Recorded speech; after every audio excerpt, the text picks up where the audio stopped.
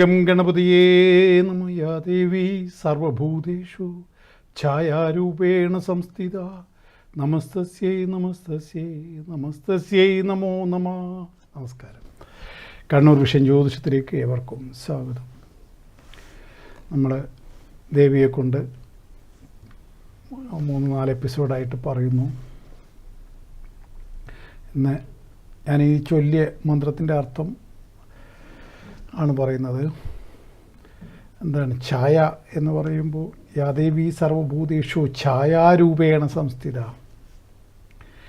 നിഴൽ അല്ലെങ്കിൽ പ്രതിബിംബം എന്നൊക്കെ പറയാം. ആ രൂപത്തിൽ നമ്മളിൽ സ്ഥിതി ചെയ്യുന്ന ദേവി, ആ ദേവിക്ക് നമസ്കാരം നമസ്കാരം നമസ്കാരം അങ്ങനെയാണ്. അത് ദേവിയെ പിന്നെ എന്താണ് പിന്നെ എല്ലാ രൂപത്തിലും ദേവി ഈ ബ്രഹ്മാണ്ട പിണ്ടാണ്ട സങ്കല്പമാണല്ലോ ഈ ദൈവികതയുടെ ഏറ്റവും അടിസ്ഥാന ശിലയിൽ പെട്ടതാണത്. മാക്രോകോസം മൈക്രോകോസം എന്നുള്ള ആ ഒരു സങ്കല്പം, അതിൽ എല്ലാം ഈ പ്രപഞ്ചത്തിലുള്ളതെല്ലാം നമ്മളിലും ഉണ്ടാവും. പ്രപഞ്ചത്തിൻ്റെ ഭാഗം തന്നെയാണ് നമ്മളും. ശരീരം തന്നെ പഞ്ചഭൂതാത്മകമാണ്. പഞ്ചഭൂതാത്മകമായ ശരീരത്തിൽ ദേവി ഇങ്ങനെ എല്ലാ ബുദ്ധിരൂപത്തിലും വിശപ്പിൻ്റെ രൂപത്തിലും ഒക്കെ സ്ഥിതി ചെയ്യുന്നു എന്ന് ദേവി മാഹാത്മ്യം പറയുന്നു. ദേവി മാഹാത്മ്യം ആര് എഴുതിയെന്നോ എത്ര പഴക്കമുണ്ടെന്നോ ഒന്നും കൃത്യമായി തിട്ടപ്പെടുത്തിയിട്ടില്ല. കാലാകാലമായിട്ട് ദേവി ഭക്തന്മാർ അവരുടെ ഏറ്റവും പ്രാമാണിക ഗ്രന്ഥമായി കാണുന്നത് ദേവി മാഹാത്മ്യത്തെയാണ്. അതിൽ പറഞ്ഞിരിക്കുന്ന മന്ത്രങ്ങളാണ് എല്ലാ കർമ്മങ്ങൾക്കും ഉപയോഗിക്കുന്നത്. ഒരു കോൾ ഉണ്ട്. ഹലോ ഹലോ ഹലോ എവിടെ നിന്നാണ് വിളിക്കുന്നത്? കണ്ണൂർ. പറയൂ, ഡേറ്റ് പറയൂ. ജനുവരി 6, 1993.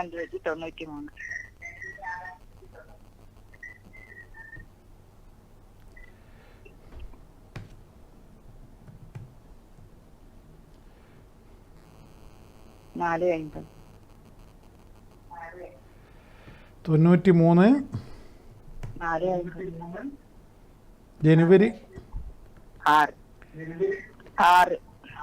ഓക്കെ. സമയം 94 സമയം 4:50. ഓക്കെ.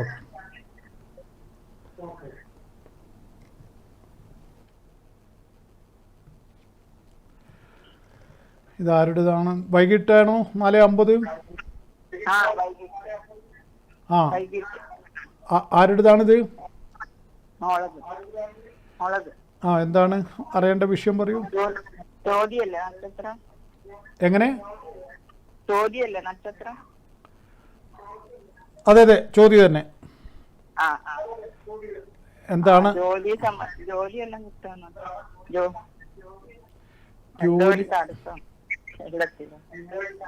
അത് ശനിദശ നടക്കല്ലേ? ശനിയിൽ അവിടെ എന്തോ ഒരു പ്രശ്നം പോലെ, എന്തോ ഒരു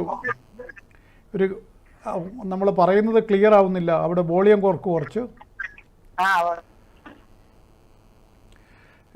അതല്ല, ഇപ്പം നിങ്ങളുടെ മകൾക്ക് ശനിദശയാണല്ലോ. അപ്പോൾ അതിൻ്റെ ഭാഗമായിട്ട് എന്തൊക്കെ ആയാലും ചില ഗുണവും ദോഷവും അവർക്ക് അനുഭവത്തിൽ വരുമെന്നാണ്. പിന്നെ ഈ ജാതകപ്രകാരവും ഈ വിവാഹം എപ്പോഴാണ് കഴിഞ്ഞത്? 7 കൊല്ലമായി. അത് അങ്ങനെ അറിയുന്ന ആളെ തന്നെയാണോ കഴിച്ചത്? അപ്പോൾ ഇപ്പം അത് കുഴപ്പമില്ലാണ്ട് പോകുന്നില്ലേ? അങ്ങനെ അല്ലെങ്കിൽ അത് കുഴപ്പമായി പോവുമായിരുന്നു. അത് അങ്ങനെ ആയതുകൊണ്ട് വലിയ പ്രശ്നം വരില്ല. എന്തുവാട്ടെ, അത് അക്കാര്യം നടന്നു പോകുന്നുണ്ടല്ലോ. പിന്നെ ഇതിപ്പം ഇനിയിപ്പോൾ ജോലിയുടെ കാര്യമാണെങ്കിൽ ഈ വർഷം നിങ്ങളുടെ മകൾക്ക് ജോലി ശരിയാവുമെന്നാണ് ഞാൻ ഫലം പറയുന്നത്. പുറത്തു പോകാൻ പറ്റുമോ? പുറത്ത് പോകാനോ? പറ്റും. വിദേശത്ത് ജോലി ഉണ്ടാവില്ല. അതായത് ഈ വർഷം എന്ന് പറഞ്ഞാൽ ഈ വർഷം ഇങ്ങോട്ട് തീരുകയാണ്. അടുത്ത വർഷമാണ് ഞാൻ ഉദ്ദേശിച്ചത്, 26. ആ വർഷത്തിൽ നിങ്ങളുടെ മകൾക്ക് രക്ഷപ്പെട്ടു പോകും. വിദേശത്ത് ജോലി വിദേശത്ത് പോട്ടെ, വിദേശത്ത് പോകുന്നേ.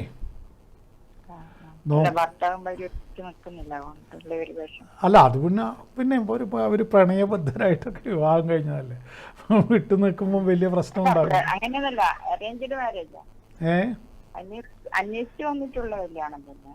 അന്വേഷിച്ചിട്ട് തന്നെയാണ് കല്യാണം നടന്നത്. പിന്നെ അല്ല, നേരത്തെ ഞാൻ ചോദിച്ചപ്പോൾ നിങ്ങൾ അങ്ങനെ പറഞ്ഞത് പിന്നെ എന്താണ്?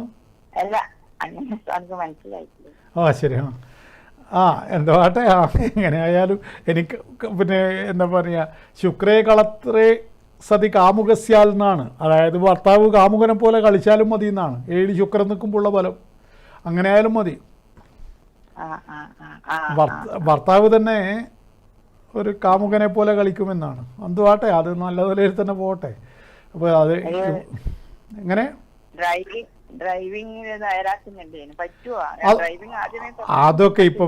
അതൊക്കെ ഇപ്പം ചോദിക്കേണ്ട കാര്യമുണ്ടോ? അതെല്ലാം സർവ്വസാധാരണമായ സംഗതിയല്ലേ. ഡ്രൈവിംഗ് ഇപ്പം ആണിനും പെണ്ണിനും ഒക്കെ പഠിച്ചിരിക്കണമല്ലോ നിർബന്ധമായിട്ടും.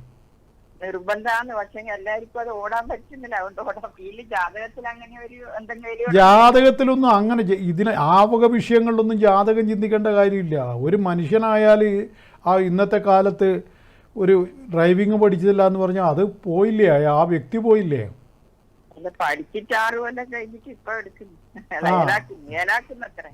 ലെവലായി വരും. അതൊന്നും ഞാൻ ഇത്ര ഇവിടെ വലിയ സബ്ജക്റ്റായി കാണുന്നില്ല. അതൊക്കെ എന്താണ് ഇന്നത്തെ കാലത്ത് നിസ്സാര കാര്യങ്ങളാണ്. അതൊന്നും നമ്മൾ ജ്യോതിഷം കൊണ്ടൊന്നും ചിന്തിക്കേണ്ട കാര്യമേ ഇല്ല. ഡ്രൈവിംഗ് പഠിക്കുക എന്നൊക്കെ പറയുന്നത് അത്രമാത്രം അത്യാവശ്യമുള്ളൊരു സംഗതിയല്ലേ.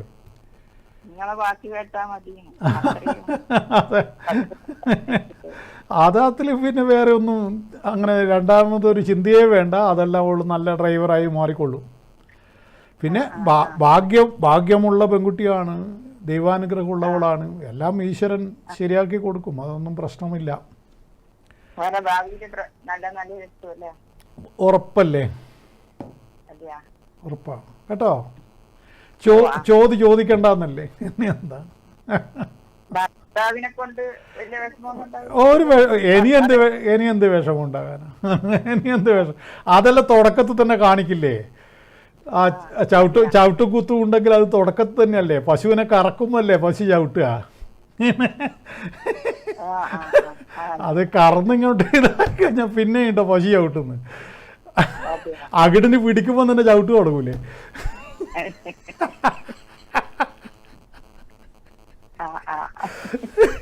ഒരു ക്ലാസിക്ക് വിറ്റ് പറിച്ചപ്പോൾ ഒരു ചിരി ഞാൻ തന്നെ ചിരിക്കും. എന്തുവാട്ടെ, തിരിയേണ്ടവർക്ക് തിരിയും. അപ്പോൾ അതുകൊണ്ട് ഞാൻ പറയുന്നത് ഇതൊക്കെ തുടക്കത്തിൽ തന്നെ കാണിക്കുന്നേ. അതുകൊണ്ട് അത് നമ്മൾ ഇനിയിപ്പോൾ അതൊന്നും നിങ്ങൾ വെറുതെ തലമുണ്ടാക്കണ്ട കേട്ടോ. എല്ലാം മംഗളമായിട്ട് വരും. ഓക്കെ. അപ്പോൾ ഈ എന്താണ് പിന്നെ ദേവി പിന്നെ ഛായാരൂപേണ സ്ഥിതി ചെയ്യുന്നു എന്ന് പറയുന്നു. നീല ആയിട്ടോ അല്ല പ്രതിബിംബമായിട്ടോ നമ്മളിൽ ദേവി സ്ഥിതി ചെയ്യുന്നു. പിന്നെ ഉള്ള മന്ത്രം യാ ദേവി സർവഭൂതേഷു ശക്തിരൂപേണ സംസ്ഥിത. ശക്തി എന്ന് പറയുമ്പോൾ പ്രവൃത്തി ചെയ്യാനുള്ള കഴിവിനെയാണ് ശക്തി എന്ന് വിവക്ഷിക്കുന്നത്. അതൊരു എന്താണ് പറയുക, അത് പ്രധാനമാണ്. യാദേവി സർവഭൂതേഷു ശക്തിരൂപേണ സംസ്ഥിത. എല്ലാത്തിനും ദേവിയുടെ ആ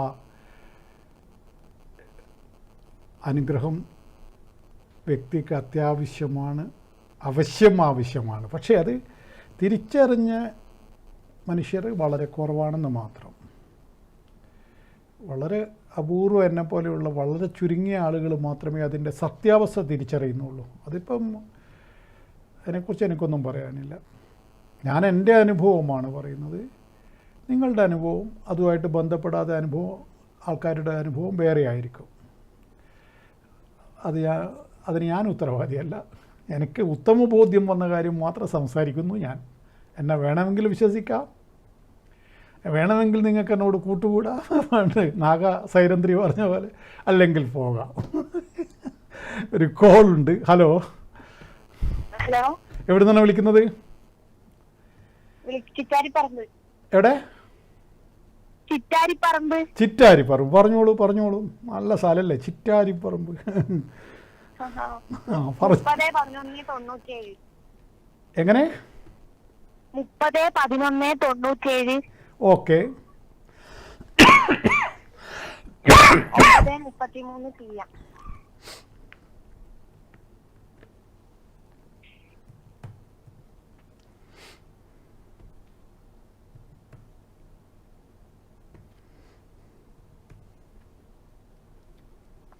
ക്രിക്കറ്റാ? അതെ അതെ. ആരാണ് ആള്? അനിയത്തിൻ്റെതാണ്. ആ, എന്താണ് അനിയത്തിയെക്കുറിച്ച് അറിയേണ്ട വിഷയം? എന്താണ്? കല്യാണത്തിന്റെ ഒന്നും ശരിയായിരുന്നില്ല, അത് അറിയാൻ വേണ്ടിട്ടാ. അതെ, കുറച്ച് ശരിയാവും, കുറച്ച് വിഷമമുണ്ട്. ഇപ്പം വയസ്സ് 28 വയസ്സ് തികയാൻ പോകുന്നു. ജാതകത്തിൽ 7 നീച വ്യാഴമാണ്. അതങ്ങനെ വന്നു കഴിഞ്ഞാൽ 7 വ്യാഴം നീചത്തിൽ നിൽക്കുന്നത് കല്യാണത്തിന് തടസ്സമാണ്. അതേപോലെ ശുക്രൻ വൃശ്ചികത്തിൽ നിൽക്കുന്നത് തടസ്സമാണ്. 7 ശനി മേടത്തിൽ നിൽക്കുന്നത് ദോഷമാണ്. അങ്ങനെയൊക്കെ ഉണ്ട്. അപ്പോൾ ഇവിടെ 6ാം ഭാവാധിപത്യം വഹിച്ചുകൊണ്ട് വ്യാഴം നീചത്തിൽ നിൽക്കുന്നു. അതുകൊണ്ട് തന്നെ അതിന് 100% പരിഹാരങ്ങൾ ചെയ്യണം. അത് ശരിയായ വിധിപ്രകാരമുള്ള പരിഹാരങ്ങൾ ചെയ്താൽ മാത്രമേ ഒരു നല്ല വിവാഹം, പ്രത്യേകിച്ച് തൃക്കേട്ട നക്ഷത്രം സ്ത്രീകൾക്ക് ഗുണകരമല്ല എന്ന് പറയുന്ന 8 നക്ഷത്രങ്ങളിൽ പെട്ടതാണ്. അപ്പോൾ അതുകൊണ്ട് തന്നെ അത്തരം പെൺകുട്ടികളെ കൃത്യമായ രൂപത്തിലുള്ള പരിപൂർണമായ അതിൻ്റെ കർമ്മങ്ങൾ ചെയ്താൽ മാത്രമേ ഈ വിവാഹം നടക്കുള്ളൂ. അത് അവളെ ബോധ്യപ്പെടുത്തുക. എന്നിട്ട് ഇപ്പോഴത്തെ ചെറുപ്പക്കാരികളാണ്, അവർക്ക് ബോധ്യപ്പെടുന്നുണ്ടെങ്കിൽ അത് കണക്കിലെടുക്കാം, അല്ലെങ്കിൽ അത് തള്ളിക്കളയാം. നമ്മളിപ്പോൾ ആരെയും നിർബന്ധിക്കാറൊന്നുമില്ല. ഇന്ന് രാവിലെ ഒരു പയ്യൻ വന്നിരുന്നു. അവൻ ബാംഗ്ലൂരിൽ നിന്ന് തന്നെ കാണാൻ വന്നതാണ്. അപ്പോൾ അത് അവൻ്റെ കാര്യം നടക്കാൻ വേണ്ടിയിട്ട് ആരോ പറഞ്ഞിട്ട് അവൻ ബാംഗ്ലൂരിൽ നിന്നേ കാണാൻ വന്നു. ഞാൻ തന്നെ ഇന്നലെ വന്നു, ഇന്ന് രാവിലെ പൂജയ്ക്കിരുന്നു. അപ്പോൾ ഇത് ഓരോ ആളുടെയും വിശ്വാസം പോലെയാണ്.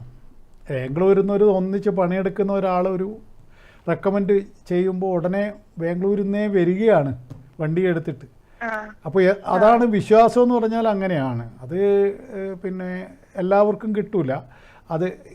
ഇവൾക്ക് അത്തരത്തിലുള്ള വിശ്വാസം ഉണ്ടെങ്കിൽ ഇവളോട് നിങ്ങൾ ഇവളെയും കൂട്ടി വരിക, വേണ്ട പരിഹാരങ്ങൾ ചെയ്യുക. ഇപ്പം സമയം അനുകൂലമാണ്. അതുകൊണ്ട് ഇത് പരിഹാരം ചെയ്താൽ കാര്യങ്ങൾ നടന്നു പോകും. കുറേ ആലോചനകൾ വരുന്നുണ്ട്, പക്ഷെ ഒന്നും ശരിയാകുന്നില്ല. അതെ, ഞാനത് 100% ഞാൻ വളരെ സീരിയസ് ആയിട്ട് തന്നെയാണ് നിങ്ങളോട് പറയുന്നത്. ഇതിങ്ങനെ ദോഷമുണ്ട്, തടസ്സമുണ്ട്. മാത്രമല്ല അത് ഇവളുടെ മൈൻഡും വളരെയേറെ ഇപ്പം മൂഡ് ഓഫ് ആയിട്ടാണ് ഉള്ളത്. ഒരു തരം വല്ലാത്തൊരു മാനസികാവസ്ഥ അവളെ ബാധിച്ചിരിക്കുന്നു. അത് അവൾക്ക് ഡിപ്രഷനിലേക്ക് തന്നെ പോയേക്കാൻ വരെ സാധ്യതയുണ്ട്. ഞാൻ പറയുന്നതൊക്കെ കണക്കിലെടുക്കണം. അതിന് ദേവീപരമായ ചില കാര്യങ്ങളൊക്കെ വേണം, അല്ലെങ്കിൽ അത് നമ്മളെ കൈവിട്ട് പോകാൻ സാധ്യതയുണ്ട്. ഞാൻ പറയുന്നത് മനസ്സിലാവുന്നുണ്ടോ? അവളുടെ ടെൻഷൻ, അവൾക്ക് പലപ്പോഴും ഉറക്കം നഷ്ടപ്പെടുന്നു, ഇങ്ങനെയുള്ള പ്രശ്നങ്ങളൊക്കെ അവളെ അലട്ടുന്നുണ്ട്.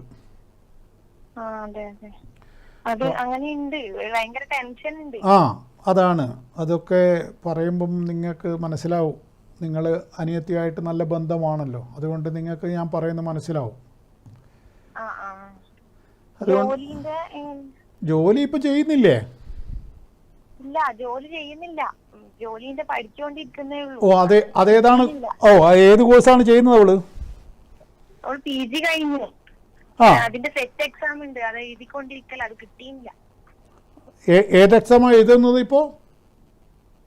Set exam. ആ ശരി, അത് വലിയ പ്രശ്നം ഞാൻ ഇവിടെ കാണുന്നില്ല. 10ാം ഭാവാധിപൻ നല്ല ബലവാനായിട്ട് നിൽക്കുകയാണ്. ജോലി ശരിയായി കിട്ടും. അതല്ലേ? ആ, ഞാൻ വിചാരിച്ചു ജോലി ശരിയായി എന്നാണ് ഞാൻ വിചാരിച്ചത്. ഇല്ല, ജോലി ശരിയായില്ല. ആ, അത് അതടുത്ത ഒരു കുറച്ച് കാലം കൊണ്ട് തന്നെ അതങ്ങോട്ട് സെറ്റായി പോകും. ഈ പറയുന്ന കാര്യത്തിന് മാത്രമേ നിങ്ങൾ തല പോക്കേണ്ടതായിട്ടുള്ളൂ. അവളുമായിട്ട് സംസാരിച്ചിട്ട് നിങ്ങൾ എന്നെ ബന്ധപ്പെടുക. Okay okay. ഓക്കെ. അപ്പോൾ ഞാൻ പറഞ്ഞത്, പിന്നെ ചില ജാതകത്തിൽ ഇതേപോലെ നോക്കുമ്പോൾ അത് കൃത്യമായ പരിഹാരങ്ങൾ ചെയ്യേണ്ടതായിട്ട് കാണും. അവരോട് മാത്രമേ പരിഹാരത്തിനെ കുറിച്ച് ഇപ്പോൾ സംസാരിക്കാറുള്ളൂ. അതും ഈ പറഞ്ഞ പോലെ ഉത്തമ ബോധ്യത്തിൻ്റെ പുറത്ത് സംസാരിക്കുന്നതാണ്. അങ്ങനെ എന്താണ്, ചില ജാതകം നമുക്ക് പരിശോധിക്കുമ്പോൾ വിശദമായ പരിശോധന ഇവിടെ നടക്കുന്നില്ല എങ്കിൽ കൂടി ഒരു ഒറ്റ നോട്ടത്തിൽ തന്നെ ഇത് കർമ്മത്തിലൂടെ മാത്രമേ ഈ കുട്ടിക്ക് ഈ പ്രശ്നത്തെ മറികടക്കാൻ പറ്റൂ എന്ന് എനിക്ക് മനസ്സിലാവാറുണ്ട്. അതേപോലെ തന്നെ ആ ദോഷങ്ങൾ പരിഹരിച്ചു കഴിഞ്ഞാൽ അതിന് മാറ്റം വരുന്നതായിട്ട് ഞാൻ കണ്ടിട്ടുണ്ട്. ഇതിപ്പോൾ ഇത്രയോ 1ഉം 2ഉം 10ഒന്നും അല്ലല്ലോ, ആയിരക്കണക്കിന് ആളുകളോടുമായിട്ട് ബന്ധപ്പെട്ടിട്ടുള്ള അനുഭവ പരിജ്ഞാനവും കൂടി ഉണ്ടല്ലോ. 28 കൊല്ലമൊക്കെ ഒരു ഫീൽഡിൽ നിൽക്കുന്ന ഒരാൾക്ക് എത്രമാത്രം. അതേപോലെ ഇപ്പോൾ ഇതേപോലെ 10-30 കൊല്ലം ഒരു ഡോക്ടറായിട്ട് പണിയെടുത്ത ഡോക്ടർക്ക് രോഗിയെ മുഖം നോക്കുമ്പോൾ തന്നെ മനസ്സിലാക്കുന്ന ഡോക്ടർമാരില്ലേ? എവിടെയാണ് ഈ വന്നിരിക്കുന്ന രോഗിക്ക് എവിടെയാണ് അസുഖം എന്നുള്ള മുഖത്ത് നോക്കി പോലും തിരിച്ചറിയാൻ കഴിയുന്ന ഡോക്ടർമാരുണ്ട്. അത് അവരുടെ അനുഭവ പരിജ്ഞാനമാണ്. പെട്ടെന്ന് MBBS കഴിഞ്ഞ് PG ചെയ്തിങ്ങ് ഇറങ്ങുന്ന ഡോക്ടർക്ക് ആ കഴിവുണ്ടാവില്ല. അത് മറ്റേ ഡോക്ടർ നോക്കി നിന്നു പോകും. അയാൾക്ക് ആ മറ്റേ ആളെ മുഖം കാണുമ്പോൾ തന്നെ തിരിയും. ആ മുഖത്ത് തന്നെ അടയാളപ്പെടുത്തിയിട്ടുണ്ടാവും ഏത് രോഗമാണെന്ന്.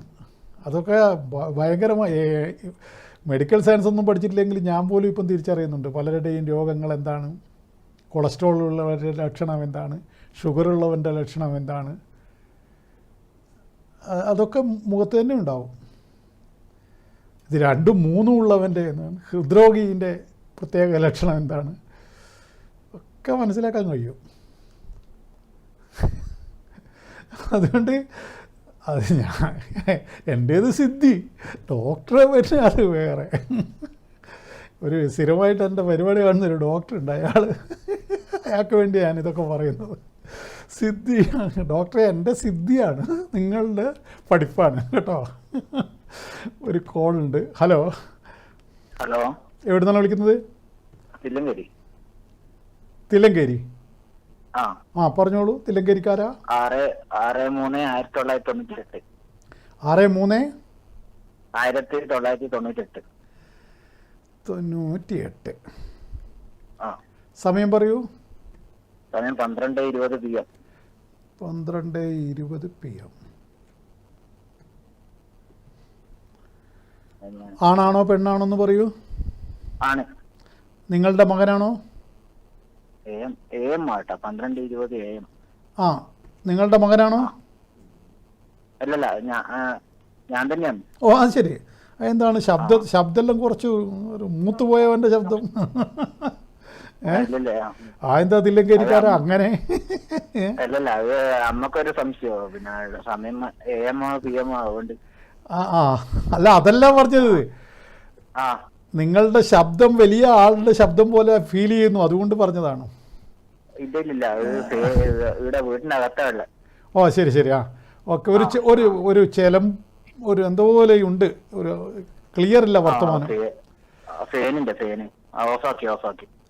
ശരി. അപ്പോൾ ഏതായാലും മകയിര നക്ഷത്രം. ഇപ്പം നടക്കുന്നത് വ്യാഴദശയാണ്. വ്യാഴദശയിൽ ശനിയുടെ അപഹാരം ഈ മാർച്ച് മാസം കൊണ്ട് അവസാനിക്കും. അതിനുശേഷം ഇപ്പൊ ഒരു വേക്കൻസി വന്നില്ല ഗൾഫിലേക്ക്. ഓക്കെ. അപ്പോ അത് എങ്ങനെയാണോ? നോക്കാൻ വേണ്ടി. നോക്കിക്കോ, വ്യാഴദശയല്ലേ നടക്കുന്നത്. വ്യാഴദശയിൽ ശനിയുടെ അപഹാരം ഈ 3-ാം മാസം കൊണ്ട് അവസാനിക്കുകയാണ്. അതിനുശേഷം നിങ്ങൾക്ക് വരുന്ന 3 മാസം, ഇനി 4 മാസം മൊത്തത്തിൽ. മൊത്തം 4 മാസം. അത് കഴിഞ്ഞാൽ കളി തുടങ്ങും. തില്ലങ്കേരിക്കാരൻ്റെ കളിയാണ്. പിന്നെ അതെ. നമ്മളെ കാലം വന്നു. നമ്മളെ നമ്മളെ കാലം വന്നു. പണ്ടാരോ പറഞ്ഞിട്ടില്ലേ, നമ്മളെ പുളിയും പൂക്കും എന്ന് പറയുന്നില്ലേ. അതെ അതെ അതെ. അപ്പോൾ ഇവൻ്റെ പുളി പൂക്കൂലെന്ന് വിചാരിച്ച് കാത്തു നിൽക്കുന്ന കുറച്ച് ആൾക്കാരുണ്ടല്ലോ. അവരവിടെ നിൽക്കുകയുള്ളൂ. തില്ലങ്കേരിക്കാരൻ്റെ പുളി ഇപ്പം പൂക്കാൻ പോവുകയാണ്. ആ പൂക്കൽ പൂത്തൊലയും നിറച്ചും പുളിയായിരിക്കും. അതല്ലേ. ആ 3 മാസോ 4 മാസം അല്ലേ? 4 മാസം മാക്സിമം പോയ 4 മാസം. എൻ്റെ വാക്കുകൾ കുറിച്ചു വെച്ചോ. പറഞ്ഞത് ഇന്ദുലാൽ നാരായണനാണ്, ദേവി ഭക്തനാണ്. ഒരു സന്ദേഹവും വെക്കാൻ പാടില്ല. പിന്നെ കാരണം സംശയാത്മാ വിനശ്യതി എന്നാണ്. സംശയിക്കുന്നവന് നാശം വരുന്നു. അപ്പോൾ ഞാൻ ദേവിയെ പൂജിച്ച് വന്നിട്ട് ഇത്തരം ഒരു വർത്തമാനം പറയുമ്പോൾ ആ വർത്തമാനത്തെ സംശയത്തോടു കൂടി വീക്ഷിക്കുന്നത് നിങ്ങൾക്ക് വിപരീതമായിട്ട് വന്നാളെയും. അതുകൊണ്ട് അത് അത്രമാത്രം ഹൃദയത്തിൽ ഉൾക്കൊള്ളുകയും ആ മനുഷ്യൻ എന്തോ ഒന്ന് കണ്ടിട്ടുണ്ട് എൻ്റെ കാര്യത്തിൽ, അതിൽ എനിക്ക് വിശ്വാസമുണ്ട്, ഞാൻ രക്ഷപ്പെടും, ആ ഉറച്ച യത് ഭാവ തത് ഭവതി എന്നാ. എന്താണ് വിചാരം അതേപോലെ സംഭവിക്കുന്നു. അതാണ് നമ്മൾ പോസിറ്റീവ് ആണെങ്കിൽ സംഭവം പോസിറ്റീവ് തന്നെ. എൻ്റെ കാര്യം പോക്കാന്ന് പറഞ്ഞാൽ പിന്നെ ഈ ജന്മം പിന്നെ രക്ഷപ്പെടാൻ കഴിയില്ല. ചുറ്റിലും നിൽക്കുന്നത് വെളിച്ച് താഴെയിടാൻ നിൽക്കുന്നവരല്ലേ ചുറ്റിലും ഉള്ളത്. അതാണല്ലോ. അപ്പൊ അതുകൊണ്ട് അത് സമയം തെളിഞ്ഞു വരുന്നു എന്നാണ് അതിൻ്റെ അകത്ത് മനസ്സിലാക്കേണ്ടത്. സമയം തെളിഞ്ഞു വരുന്നു. ഇനി അങ്ങോട്ടേക്കെല്ലാം നന്നായി വരും. അതുകൊണ്ട് കോൺഫിഡൻസ് വിടാതെ മുമ്പോട്ട് പോവുക. എല്ലാം നന്നായി വരും. ഓക്കെ. പിന്നെ ആരോഗ്യപരമായിട്ടുള്ള ചെറിയ പ്രശ്നങ്ങൾ മാത്രമേ ഉള്ളൂ. മാരക രോഗമൊന്നും ഞാനിവിടെ കാണുന്നില്ല. ചെറിയ അലർജിയുടെയും മറ്റൊക്കെ ചെറിയ പ്രശ്നങ്ങൾ, അതൊന്നും വലിയ കാര്യമാക്കണ്ട.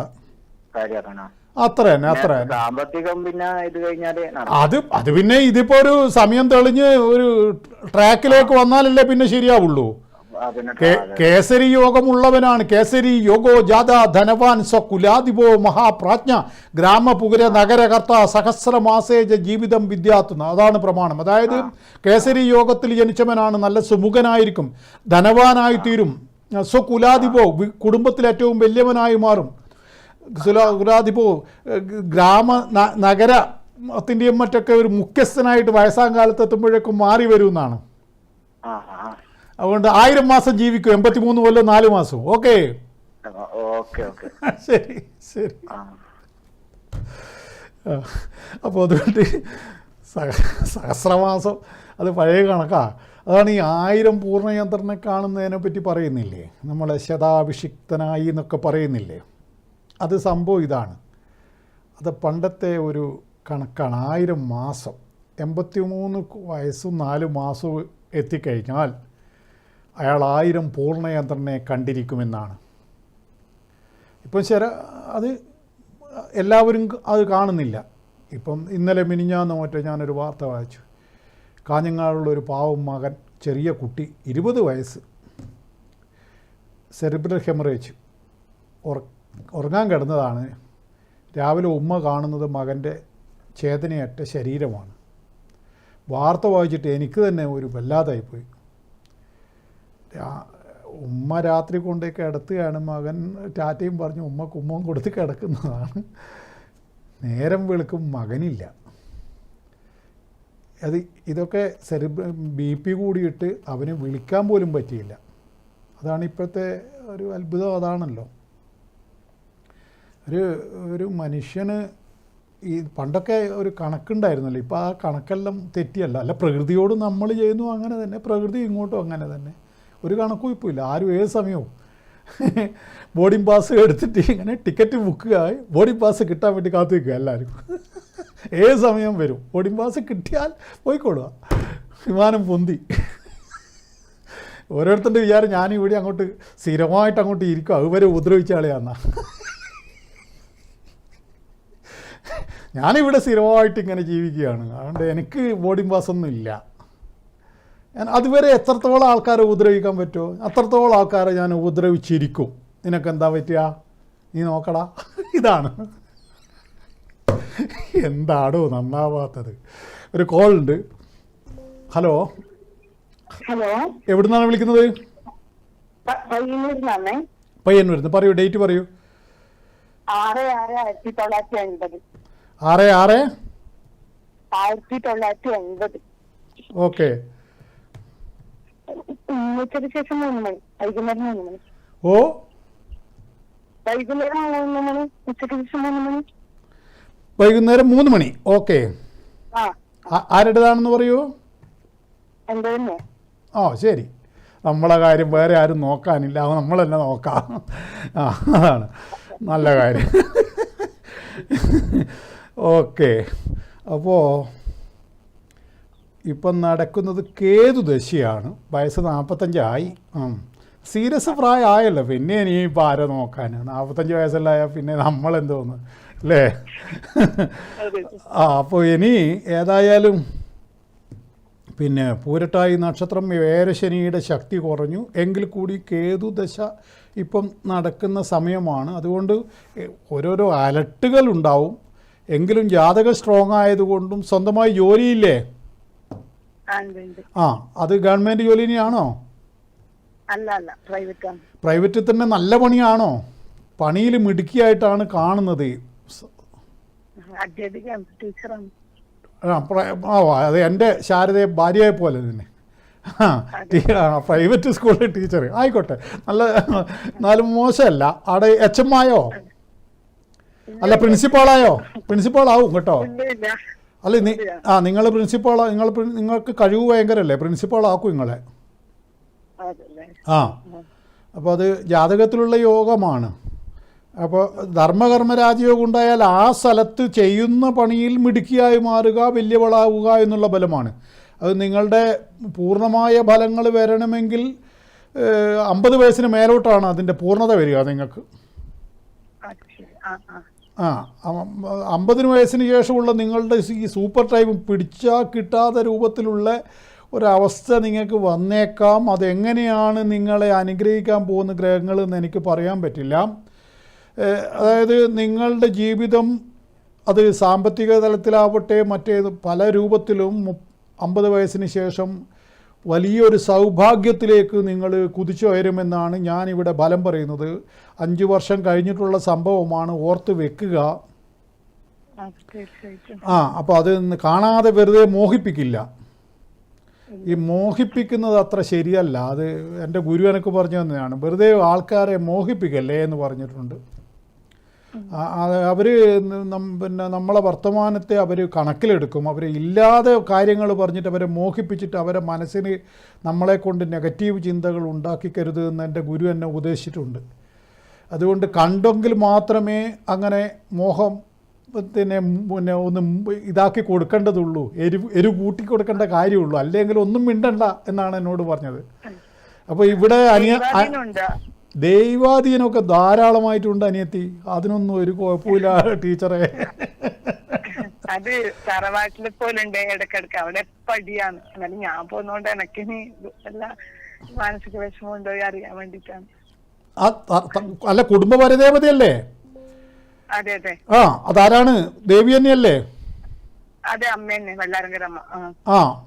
അതിന്റെ പൂർണ്ണ അനുഗ്രഹത്തിലല്ലേ ഉള്ളത്. 32 വയസ്സിന് ശേഷമല്ലേ ജീവിതം പുരോഗമിച്ചല്ലോ.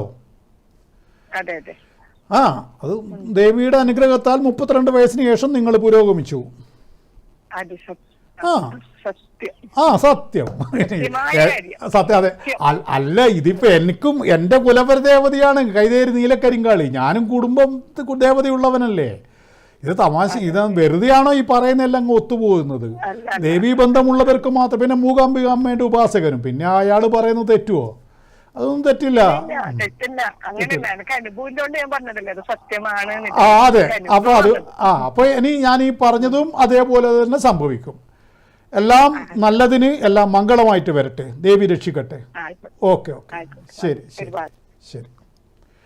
ഇത് നമ്മൾ ഇതാണ് ഇപ്പം നമ്മൾ ആ ഒരു ഏജ് പറയുന്നത് പോലും ശരിയാവുന്നത് അതാണ് ദൈവാനുഗ്രഹം. ജ്യോതിഷത്തിൽ മാത്രം വെച്ചിട്ടല്ല ഇത്തരത്തിലുള്ള വർത്തമാനങ്ങൾ പറയുകയും അത് പറയുന്നത് അങ്ങ് ശരിയാവുകയാണ്. അതിനാണ് പറയുന്നവന് ഈശ്വരാനുഗ്രഹം വേണമെന്ന് പറയുന്നത്. അത് ഇല്ലാത്ത മനുഷ്യൻ, അതുകൊണ്ടാണ് ഈ ഉപാസനാ ബലമില്ലാത്ത ജ്യോതിഷിയുടെ അടുത്ത് പോകരുതെന്നാണ് പറയുന്നത്. അയാളൊരു വേസ്റ്റാണ്. അയാൾ ശരിക്കും ശാസ്ത്രമൊക്കെ പഠിച്ചാലും അയാൾ ഈ ഉപാസനാ ബലമില്ലാത്ത മനുഷ്യൻ പറയുന്നത് ഒന്നും ശരിയാവില്ല. അപ്പം നമ്മളെ സമയവും പോയി അയാളെ പിന്നെ അത് എന്താണെന്ന് പറയാൻ ഞാനിപ്പോൾ ഒരാളെ കുറ്റപ്പെടുത്തി പറയുന്നതല്ല. എല്ലാവർക്കും ഉപാസന ബലം ആർജിക്കാനൊന്നും സാധിക്കുകയുമില്ല. അതിന് ജന്മജന്മാന്തരമായി ഇതും വേണം. പക്ഷേ ഇതിപ്പോൾ സാധാരണ ഒരു ജ്യോതിഷ വിശ്വാസിക്ക് ഇതിപ്പോൾ അയാളുടെ ഉപാസനാ ബലമൊന്നും അളന്നു നോക്കാനുള്ള ഇതൊന്നും ഇല്ലല്ലോ. പനി അളക്കുന്ന മീറ്റർ പോലത്തെ മീറ്ററൊന്നും ഇല്ലല്ലോ. ജ്യോത്സ്യൻ്റെ വായിൽ വെച്ചിട്ട് ഇയാൾക്ക് ഇത്ര ഉപാസനാ ശക്തിയുണ്ട് എന്നൊന്നും കണക്കിലെടുക്കാനാവില്ലല്ലോ. പിന്നെ മൊത്തി കണ്ടാൽ കുറേയൊക്കെ മനസ്സിലാവും. ഭണ്ഡാര പറഞ്ഞില്ല, മൊത്തിമിൽ എഴുതി വെക്കുമെന്ന് അറിയില്ല നമ്മളെ കണ്ണൂർക്കാർ. ദൈവത്തിൻ്റെ അനുഗ്രഹം കൊണ്ട് മുഖത്ത് അതിൻ്റെ അടയാളങ്ങൾ കുറേശ്ശെ കാണിക്കും. ഈ ചില ആളെ മുഖമില്ലേ, കരിക്ക് മുറിച്ച പെരിച്ചായിനെ പോലെ ഉണ്ടാവില്ലേ. പെരിച്ചായിൻ്റെ മുഖം തന്നെ ഭയങ്കര. ആ പെരിച്ചായി പിന്നെ കരിക്ക് കൂടി മുറിച്ച് കഴിഞ്ഞാൽ പിന്നെ പറയേണ്ട കാര്യമുണ്ടോ? ആ മുഖത്ത് പിന്നെ നോക്കാൻ പറ്റുമോ? ചില ആളെ കൊണ്ട് പറയുന്നില്ലേ, മുഖത്ത് നോക്കിയാൽ നിലത്ത് നോക്കില്ല എന്ന്. അത് ഈ ദൈവാനുഗ്രഹത്തിൻ്റെ ശക്തിയാണ്. അതാണ് മനസ്സിലാക്കേണ്ടത്. കുറേ കാര്യങ്ങൾ മനസ്സിലാക്കാനുണ്ട്. മനസ്സിലാക്കിക്കാൻ തന്നെയാണ് ഞാനിവിടെ ഇരിക്കുന്നത്. ഒരു കോൾ ഉണ്ട്. ഹലോ. ഹലോ. ഹലോ, എവിടുന്നാണ്? കണ്ണൂരിൽ നിന്നാണ്. എവിടെ? കണ്ണൂര്. ആ പറഞ്ഞോളൂ. 27/3/1984. 27/3/1984.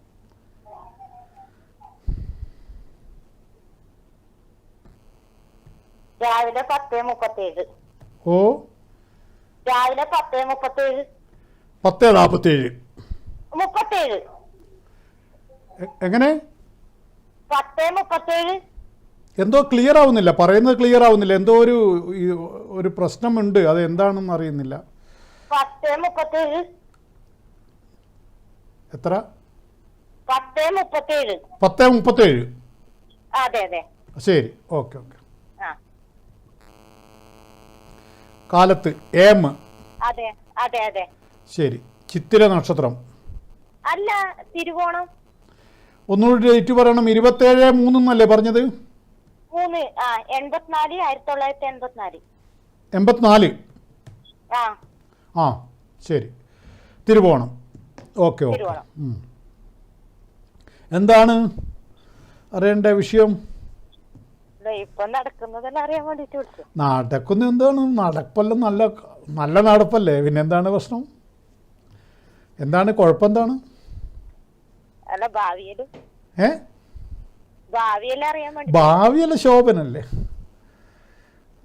ഭാവിയൊക്കെ ശോഭനം. എന്താണ് ഭാവിക്ക് എന്താണ് കുഴപ്പം? ഇപ്പം എന്തിനാണ് നിങ്ങൾക്ക് ഒരു വിഷമമുള്ള ഒന്നുമില്ലല്ലോ. നിങ്ങൾക്ക് കുറച്ച് മുൻപേ ആണെങ്കിൽ വിഷമം ഉണ്ടായിരുന്നു. ഇപ്പം നിങ്ങൾ ട്രാക്കിലും വളരെ ക്ലിയർ ആയിട്ട് പോവല്ലേ. അല്ല, ഭർത്താവിനെ കൊണ്ട് അത്ര ഇതല്ല. ഭർത്താവിനെ കൊണ്ട് അത്ര സന്തോഷമല്ല. അല്ല, അത് പരുക്കനായി പോയി അല്ലേ? അതെ. അത് അയാളെ ജന്മസ്വഭാവമല്ലേ. ആ പരുക്കനോട് അഡ്ജസ്റ്റ് ചെയ്തിട്ട് പോകണം. ഇനിയിപ്പോൾ എന്ത് ചെയ്യാൻ പറ്റും? അതെ. അയാൾ പരുക്കനാണ്. അതെ. ആ, എന്നെ പോലെ ഇങ്ങനെ പിന്നെ പഞ്ചാര വർത്തമാനം പറയാൻ അറിയില്ല. അതിപ്പോൾ എന്താ ചെയ്യുക? അത് നേച്ചറല്ലേ. അത് എന്ത് ചെയ്യാൻ പറ്റുമെന്ന്. അതല്ലാതെ വേറൊന്നും അയാൾ ഉത്തരവാദിത്തമൊക്കെ ചെയ്യുന്നുണ്ടെന്ന് ഞാൻ കാണുന്നത്. അങ്ങനെയൊന്നും ചെയ്യുന്നില്ല. അയാൾ കുറച്ച് സ്ട്രോങ് ആയിപ്പോയി. ഇവിടെ വാ, അവിടെ പോ, ഇങ്ങനെയാണ്. ഇപ്പം അതിപ്പോൾ എന്താ ചെയ്യുക? ഞാനാണെങ്കിൽ ഒന്നിങ്ങ് വന്നൂടെ, ഇങ്ങനെ പറയില്ല. ഇവിടെ വാടി, അവിടെ പോടി എന്ന് പറഞ്ഞാൽ അത് അങ്ങനെ അയാൾ ശീലിച്ചു പോയി. അയാൾക്കിനി മാറ്റാൻ കഴിയില്ല.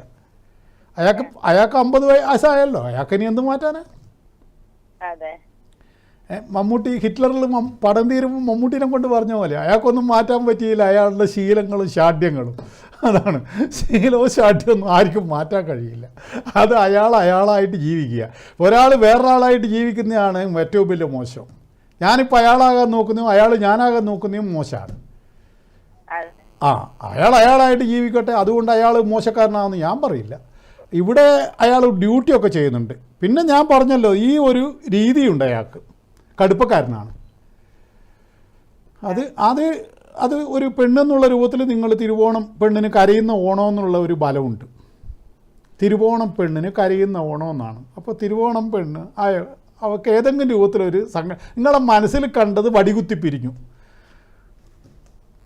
നിങ്ങളുടെ പുരുഷ സങ്കല്പം, നിങ്ങളുടെ മനസ്സിലൊരു പുരുഷ സങ്കല്പം ഉണ്ടാവും, അതുപോലെ ഒരു സ്ത്രീ സങ്കല്പം പുരുഷനും, അത് രാധാസങ്കല്പം വേണം കൃഷ്ണസങ്കല്പം വേണമെന്നൊരു വർത്തമാനമുണ്ട് സൈക്കോളജി പ്രകാരം. അതേപോലെ നിങ്ങളുടെ മനസ്സിലുള്ള പുരുഷനെ അല്ല നിങ്ങൾക്ക് കിട്ടിയിട്ടുള്ളത് എന്ന് മാത്രമേ ഉള്ളൂ. അത് അങ്ങനെ അതുകൊണ്ടല്ലേ വിവാഹം സ്വർഗത്തിൽ നടക്കുന്നു എന്ന് പറയുന്നത്. ഭൂമിയിൽ അത് അഡ്ജസ്റ്റ്മെൻറ്റാണ്, അതറിയാഞ്ഞിട്ടാ. ഈ അഡ്ജസ്റ്റ്മെൻറ്റിന് കഴിയാതെ ആൾക്കാരാണ് പരാജയപ്പെടുന്നത്. എല്ലാം തികഞ്ഞിട്ട് ഒരാളെ അങ്ങ് ആകാശത്ത് നിന്ന് കെട്ടിത്താഴ്ത്തില്ല. അതാദ്യം മനസ്സിലാക്കുക. ഇയാളിപ്പം ഡ്യൂട്ടി ചെയ്യുന്നുണ്ട്. എൻ്റെ വിലയിരുത്തൽ പ്രകാരം ഞാൻ പറയുന്നത് ശ്രദ്ധിച്ച് മനസ്സിലാക്കണം. ഈ ചില ആൾക്കാർ തമ്മിൽ തെറ്റിക്കാൻ വേണ്ടിയുള്ള വർത്തമാനം പറയും. ഞാൻ അതല്ല പറഞ്ഞു തരുന്നത്. ഞാൻ നിങ്ങളെ വളരെ ഗൗരവത്തിൽ സ്നേഹത്തോടെ ഉപദേശിക്കുകയാണ് ചെയ്യുന്നത്. അപ്പോൾ നിങ്ങൾക്ക് കിട്ടിയ സാധനം നിങ്ങൾക്ക് ദൈവം വെച്ചതാണ്. അഗ്നിസാക്ഷിയായിട്ട് നിങ്ങൾ അതിനെ കല്യാണം കഴിച്ചു. ചെറിയ പെൺകുട്ടിയാകുമ്പോൾ നിങ്ങളെ കല്യാണം കഴിച്ചു. നിങ്ങളുടെ കാര്യങ്ങൾ അയാൾ നോക്കുന്നുണ്ട്. ഈ പറയുന്ന കളി അയാൾക്ക് അറിയില്ല. അയാൾക്ക് ഇനി അത് പഠിക്കാൻ കഴിയില്ല. അയാൾ അങ്ങനെ തന്നെ പോകട്ടെ.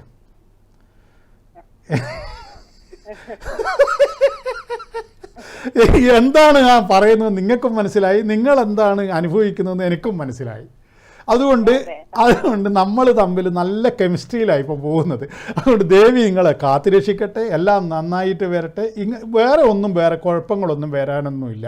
നിങ്ങളുടെ ജാതകപ്രകാരം ഇനിയും നിങ്ങൾക്ക് സൗഭാഗ്യങ്ങൾ വീണ്ടും വീണ്ടും വേറെ രൂപത്തിലും വരും. അതും ഞാൻ നിങ്ങൾക്ക് ഉറപ്പ് തരുന്നു.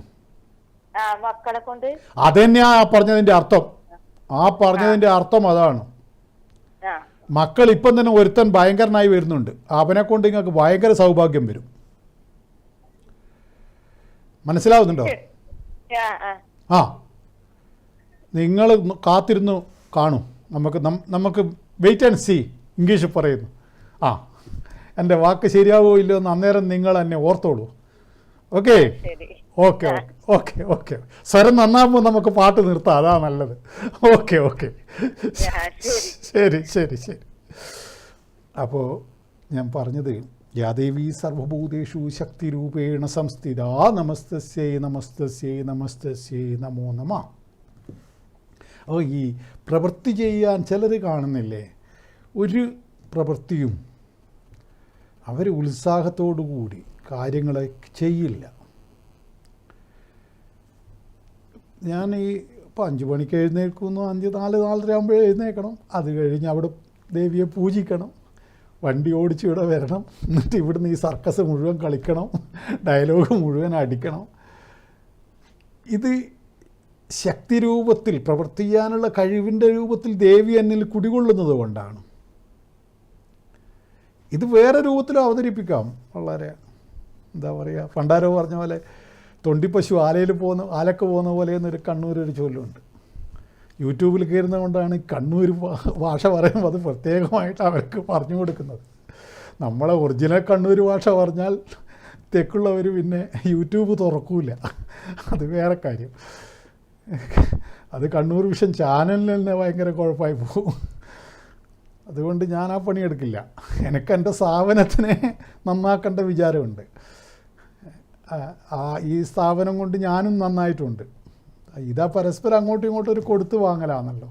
അപ്പോൾ ഈ യൂട്യൂബ് കൂടുതൽ തുറപ്പിക്കുക എന്നുള്ളത് കണ്ണൂർ വിഷന് പൈസ കിട്ടുന്ന കാര്യമാണല്ലോ. ചാനൽ കൂടുതൽ ഉയർച്ചയിലേക്ക് പോകണ്ടേ. അപ്പം ഞാൻ കൊളോക്കൽ ഭാഷ പറഞ്ഞാലോ അവർക്ക് മനസ്സിലാവില്ലല്ലോ. അപ്പോൾ ഞാൻ പറഞ്ഞു വരുന്നത്, ഏതൊരു ഇതിനും ആ ഉത്സാഹത്തോടു കൂടി നമ്മളൊരു പ്രവൃത്തി ചെയ്യുമ്പോൾ അതിന് റിസൾട്ട് ഉണ്ടാവും, അത് കാണാൻ ആൾക്കാർക്ക് താല്പര്യമുണ്ടാവും. ഞാനിങ്ങനെ ഇവിടെ ആ ശക്തി രൂപത്തിൽ ദേവി എന്നിൽ സ്ഥിതി ചെയ്യുന്നുണ്ടെങ്കിൽ ഇല്ലെങ്കിൽ ഞാനൊരു മടിയനായിട്ടും ഒരു എന്താ പറയുക അലസനായിട്ടും മറ്റൊക്കെ ഒരു മാതിരി എനർജറ്റിക്കായിട്ട് പെരുമാറാതിരിക്കുക, അല്ലെങ്കിൽ സംഭാഷണത്തിൽ മുഴുവൻ ഒരു വൃദ്ധൻ്റെ ഹാവാദികൾ വന്ന് ചേരുക, അങ്ങനെയൊക്കെ ആയാൽ പരിപാടി പൊളിഞ്ഞു. പിന്നെ നിങ്ങളും എൻ്റെ മുമ്പിൽ ഇരിക്കില്ല, യൂട്യൂബിലും ആരും തിരിഞ്ഞു നോക്കില്ല. അങ്ങനെയാണ് അതുകൊണ്ടാണ് നമ്മൾ ശക്തി രൂപത്തിൽ നമ്മളിലേക്ക് ദേവി സ്ഥിതി ചെയ്യണം, ചെയ്യാനുള്ള കഴിവ്. അത് വളരെ ശ്രദ്ധിക്കേണ്ട ഒരു മന്ത്രമാണത്. പലർക്കും അത് വേണ്ട രൂപത്തിൽ, അത് കുറഞ്ഞ ആളുകൾ ദേവിയെ ആരാധിച്ചു കഴിഞ്ഞാൽ അതിന് പരിവർത്തനം ഉണ്ടാവും, പക്ഷെ തയ്യാറാവില്ല. അതാണ് വേറെ തമാശ. എനിക്കെന്താണ് വേണ്ടത്ര ഒരു ഇത് വരാതെ ശോഭിക്കാൻ കഴിയാത്തത് എന്ന് ആ വ്യക്തി തിരിച്ചറിഞ്ഞാലെങ്കിലും അയാൾ ദൈവിക വിഷയത്തിൽ അയാൾ ഒന്ന് കളിച്ച് നോക്കണ്ടേ, എന്താ അതിൽ വല്ല കാര്യമുണ്ടോ? ഇപ്പം നമ്മളെ മോഹൻലാലൊക്കെ അങ്ങനെയുള്ള ദേവി ഉപാസകനാണ്. പിന്നെ യേശുദാസ് ദേവി ഉപാസകനാണ്. ഞാൻ ചോദിക്കുന്നു, 82 വയസ്സോ മറ്റോ യേശുദാസിന്. ഇപ്പോൾ പാടുമ്പോൾ നോക്കിക്കോ, നിങ്ങൾ നോക്കൂ എന്താണ് അവസ്ഥ. 65 മോഹൻലാലിന്. എന്താണ് അവസ്ഥ? എന്താണ് കളി? ഉപാസനാബലമാണ്, അതാരും തിരിച്ചറിയുന്നില്ല. ഉപാസനാബലമുള്ളവർക്കൊരു കളി വേറെയുണ്ടാവും. എന്നിട്ട് ഈ ഭാരതഖണ്ഡത്തിൽ ജനിച്ചിട്ട്, ഇവിടെ ജനിക്കാൻ തന്നെ പുണ്യം വേണമെന്നാണ് പറയുന്നത്, എന്നിട്ട് ആ ഭാഗമൊന്നും നോക്കാതിരിക്കുക. ഞാൻ പറയുന്ന ശുദ്ധ ദൈവികതയെക്കുറിച്ചാണ്, അതിൻ്റെ മറ്റു കാര്യങ്ങൾ ഞാൻ പറയുന്നില്ല, അതെൻ്റെ പണിയിൽപ്പെട്ടതല്ല. ഞാൻ പറയുന്നത് ശുദ്ധമായ ദൈവികതയെക്കുറിച്ചാണ്, ശക്തിസ്വരൂപിണിയായ ദേവിയെക്കുറിച്ചാണ്. ദേവിക്ക് അങ്ങനെ ഒരു പേര് തന്നെയുണ്ട്, ശക്തിസ്വരൂപിണി. ശക്തി തന്നെ സ്വരൂപമായവൾ. ആ ശക്തിസ്വരൂപിണിയായ അമ്മയെക്കുറിച്ചാണ് ഞാൻ വീണ്ടും വീണ്ടും പേർത്തും പ്രകീർത്തിക്കുന്നത്. അത് കേട്ടിട്ടും നിങ്ങൾക്ക് ഒരു പരിവർത്തനമൊന്നും വരുന്നില്ലെങ്കിൽ ഞാനെന്ത് പറയാനാ? അത് നിങ്ങളല്ലേ ചിന്തിക്കേണ്ടത്. അപ്പോൾ ആർക്കെങ്കിലും ഇങ്ങനെ ഇത് വരുന്നുണ്ടെങ്കിൽ എന്താണ്, ഒരു വേണ്ടത്ര എനിക്ക് ഷൈൻ ചെയ്യാൻ കഴിയുന്നില്ല എൻ്റെ മേഖലയിൽ എന്ന് അയാൾക്ക് തോന്നുന്നുണ്ടെങ്കിൽ അയാൾക്കൊന്ന് എന്നെ ബന്ധപ്പെട്ട് നോക്കൂ. അയാൾ ആരാണോ അങ്ങനെ ഒരു വ്യക്തി ഉള്ളത്, അപ്പോൾ ഞാൻ അതിൻ്റെ വിദ്യകളെല്ലാം പറഞ്ഞു തരാം. അതിനുശേഷം ഒന്ന് ട്രൈ ചെയ്ത് നോക്കമ്മയെന്ന് പറയുന്നില്ലേ കുട്ടി അമ്മയോട്. അതുകൊണ്ട് അത് ഓജി അതിൻ്റെ MH പോക്കാണെന്ന് പറഞ്ഞിട്ട് കാര്യമില്ല. അങ്ങനെയാണല്ലോ ഇപ്പോഴത്തെ ന്യൂജൻ പിള്ളേരുടെ മക്കളെ നിങ്ങൾ പറയുന്നത് അങ്ങനെയല്ലേ. അയാൾ OG അല്ലേ.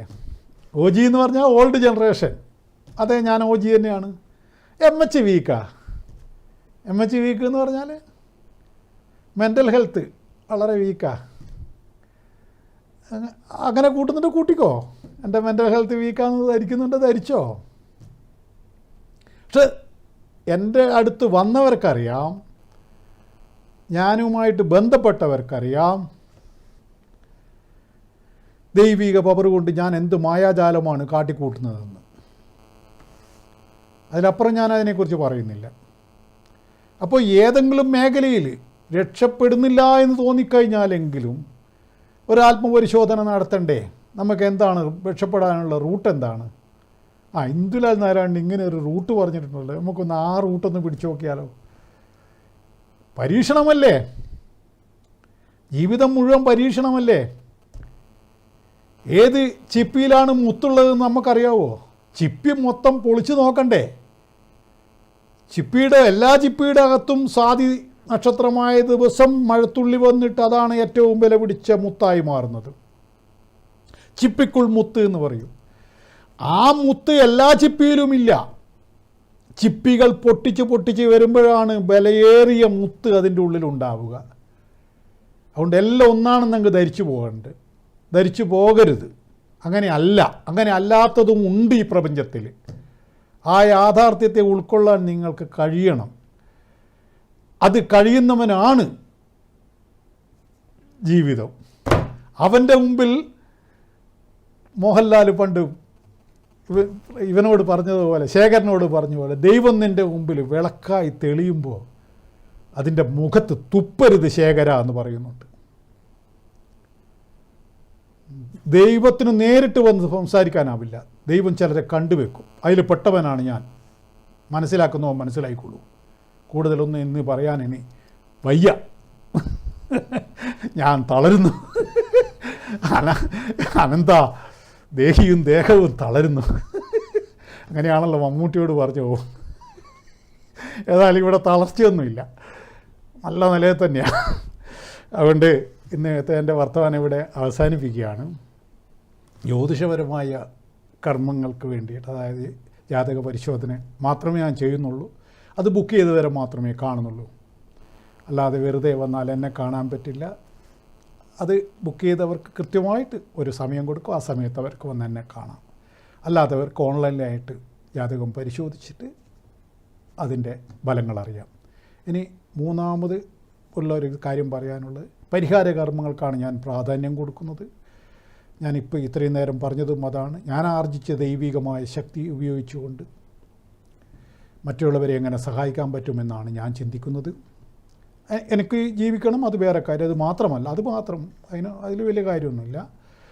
അത് വേണമെങ്കിൽ വേറെയും എനിക്ക് വിദ്യ ഉള്ളതുകൊണ്ട് വേറെ റൂട്ടിൽ പോയിട്ട് എനിക്ക് പൈസ ഉണ്ടാക്കാൻ അറിയാം. അത് മാത്രമല്ല, മറ്റുള്ളവരെ സഹായിക്കുമ്പോൾ കിട്ടുന്ന ഒരു മാനസിക സംതൃപ്തിയുണ്ട്, അതും എനിക്ക് വേണം. അപ്പോൾ അതുകൊണ്ട് അത് ജീവിച്ചിരിക്കുന്നിടത്തോളം കാലം അങ്ങനെ ചെയ്യാം എന്ന് ആഗ്രഹിക്കുന്നു. മറ്റേത് ബോർഡിംഗ് പാസ് ഓക്കെ ആയാലും ഞാൻ പോയിക്കോളും. അതുവരെ നിങ്ങൾ എന്നെ സഹിച്ചേ പറ്റൂ. അതുകൊണ്ട് ആർക്കാണോ താല്പര്യമുള്ളത് അവർക്ക് ഈ നമ്പറിൽ 9388504419 എന്നുള്ള ഈ നമ്പറിൽ വിളിച്ച് ബുക്ക് ചെയ്ത് വരാം. എന്നെ കാണുകയും കേൾക്കുകയും ചെയ്തത് നിങ്ങൾക്ക് നന്ദി. നമസ്കാരം.